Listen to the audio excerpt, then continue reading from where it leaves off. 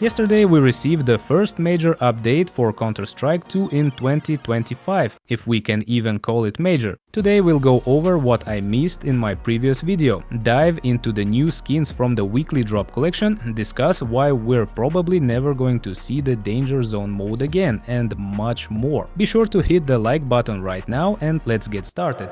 Let's begin with the news I didn't mention in the last video, but it's still very important. Gabe Follower reported yesterday that various references to items from the Danger Zone mode have been removed from the game's code, and it looks like this isn't the first time. Among the removed lines of code are things like the tablet from Danger Zone, the bump mines used for high jumps, and more. Lately we've been hearing more and more news that suggest we won't be seeing Danger Zone again, and it looks like it's all heading that way. Just to note, every time developers remove an object from the game, the maps in the workshop that use those items tend to break. For example, some maps by LilyQ and the Subway Surfers map, which I talked about in the past, were affected by the removal of high jump mines. But aside from removing things related to Danger Zone, some new files have been added that could indicate the developers are preparing new missions, probably similar to those we saw in past operations. These files include a new loading screen background, and considering that in yesterday's update developers confirmed that the Armory pass won't be removed but instead will just be updated, it seems likely that any new missions we see in the future will be added to the Armory pass. This is probably to allow players to earn more stars. Now here's some exciting news that's hard to ignore. In May, the PGL Astana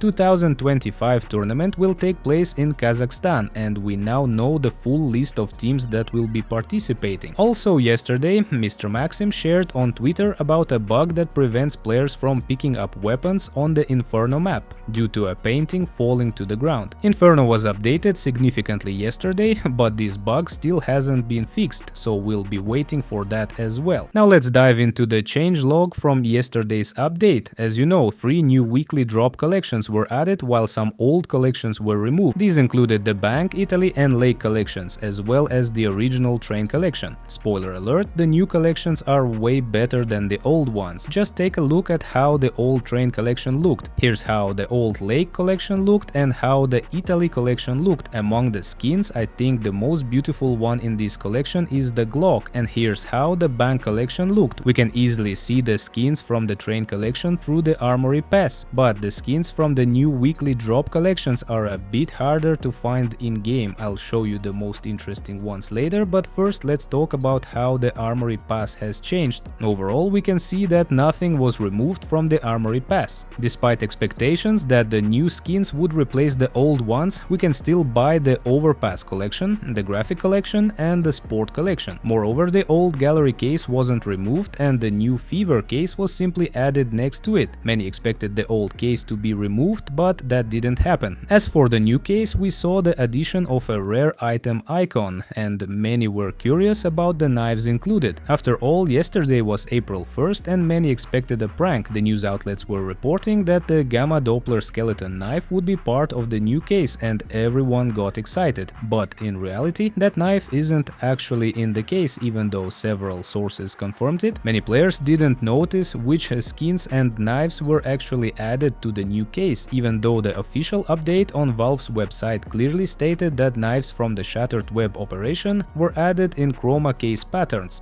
If you're not sure what this means, the new knives, which are essentially old knives with new colors from the chroma case, look like these. This specific variation of the knife doesn't exist in the new case, and there are 4 knives in total, all from the Shattered Web operation. Here's a clearer picture from Gregory, so these are the new knives with Doppler patterns. Personally, I'm still not sure why Valve went this route. They could have created new skins for these old knives instead of just reusing old ones with new paint jobs. Now let's move on to the 3 new collections from the weekly drop. I'll show you some of the best skins from these collections. Here's an M4 from the purple collection, just gorgeous. This AK is probably my favorite skin from these 3 collections. And this new green AWP from the green collection, with a design that feels like it's straight out of 2010, is pretty unique. Also from the green collection, here's a Glock, and there's also a green version of the AK, but it's not quite as appealing appealing to me. A tropical USP from the same green collection also stands out. Moving on to the red-orange collection, here's an AK that's worth checking out, although it might not appeal to everyone. This very bright M4 from the same collection is also worth noting. The Desert Eagle is a bit of a surprise here since it feels like it should belong with the purple AK, and the red USP might just become a classic, reminding us of the earliest collections from 2013. Lastly, we have a quirky joke from the developers, the Grandma's Glock, which is humorously labeled as such in the description, and that's all for today. Thanks for watching until the end. I'm Ravel, don't forget to leave a like, subscribe to the channel, and I'll see you in the next damn video.